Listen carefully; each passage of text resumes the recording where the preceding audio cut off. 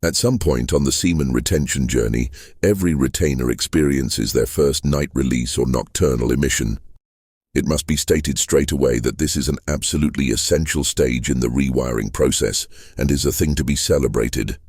Many retainers express concerns after their first experience of night release. They believe they have unconsciously relapsed and taken a backward step on their journey, undoing some of their previous work. However, if one takes a moment to observe the inner mechanism at play during a night release, we can see that quite the opposite is true. If we observe the fluid that is expelled during a night release, we will notice a distinct difference in color and consistency from that which is released as a result of masturbation or sexual intercourse. It is quite evident that this is not the dense, white, seed-filled substance that most are accustomed to releasing.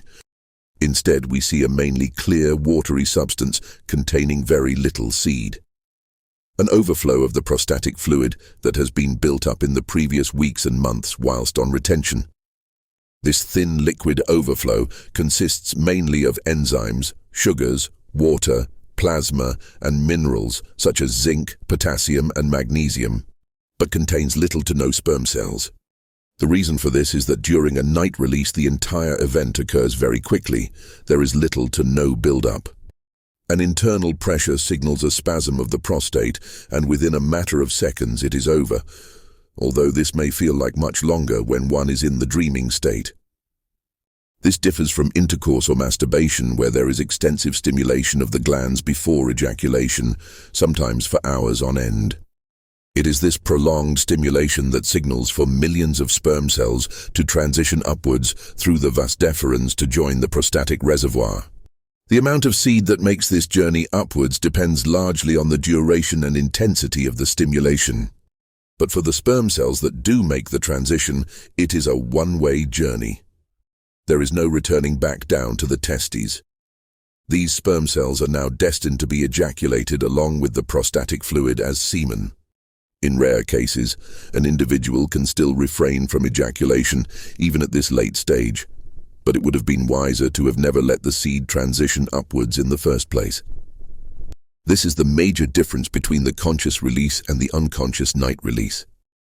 Given the instant nature of a night release, there is simply no time for any seed to make the journey from the testes to the prostatic reservoir before the spasm occurs. Hence the vast difference in color and consistency of the ejected substance. This is why it is important not to use nocturnal emissions as an excuse to manually release in the days that follow. The body has to get accustomed to not releasing manually. Until this adjustment happens, there will be occasional nocturnal emissions. Releasing manually will only slow down this adjustment period.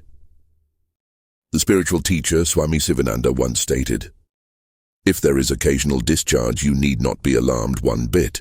This may be due to heat in the body or the pressure of loaded bowels or bladder on the seminal bags. This is a slight flushing of the apparatus, or a periodical cleansing through a slight overflow from the reservoir in which the semen is stored up.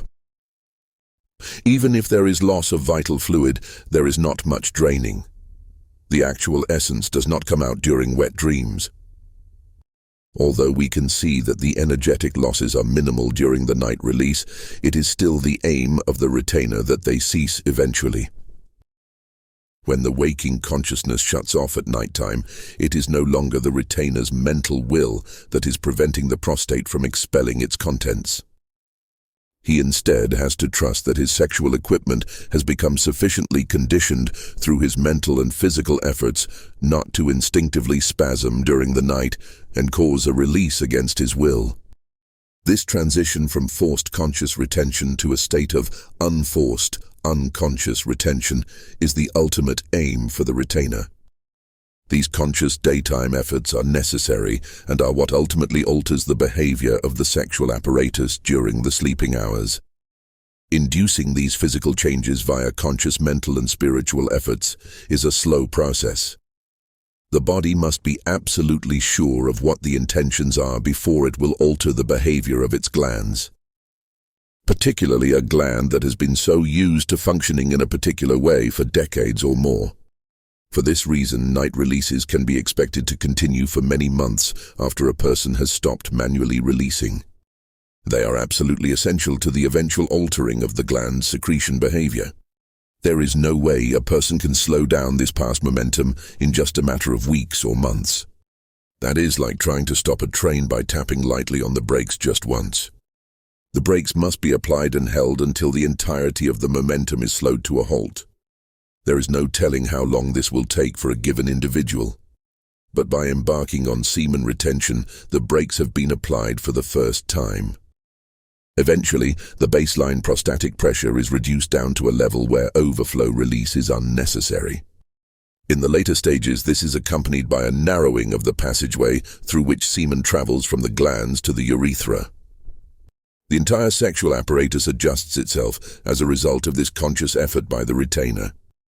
Overindulgence in sexual thoughts during the waking hours can also cause a small amount of seed to travel upwards from the testes and take its place in the prostatic elixir, thus increasing the prostatic pressure and making a night release more likely.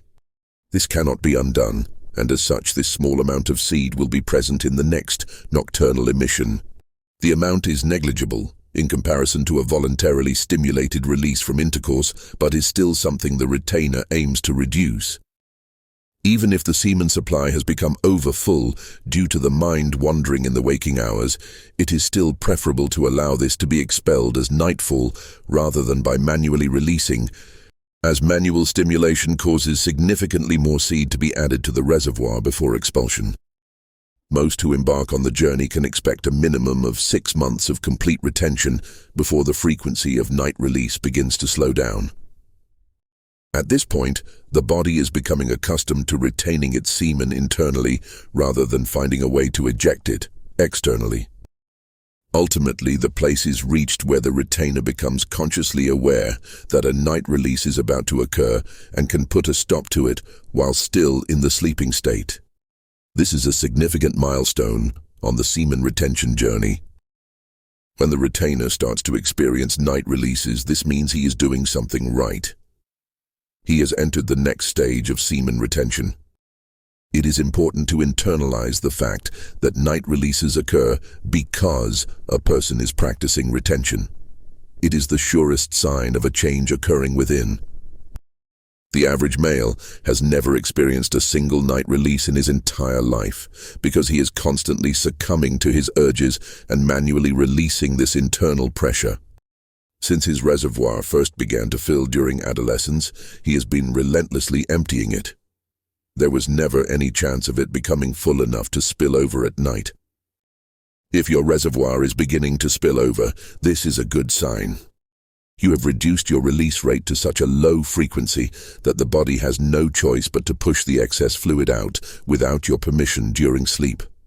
The retainer should make note of the frequency of these night releases. As they begin to reduce, this indicates a positive reaction from the glands. The reservoir is no longer being filled at an unsustainable rate.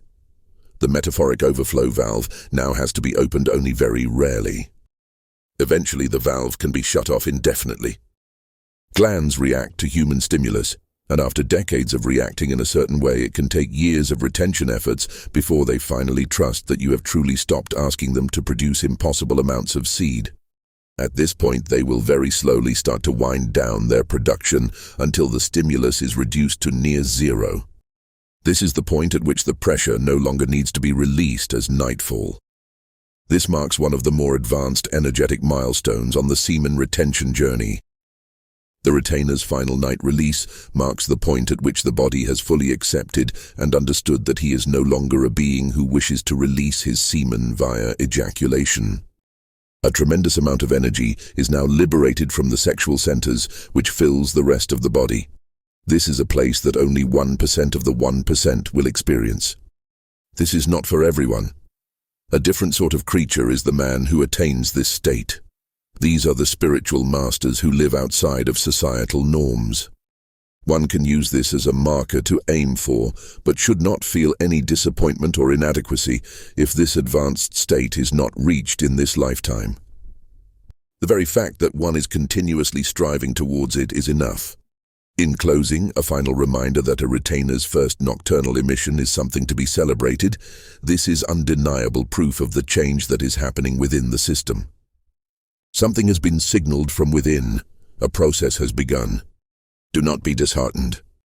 Celebrate quietly and continue on.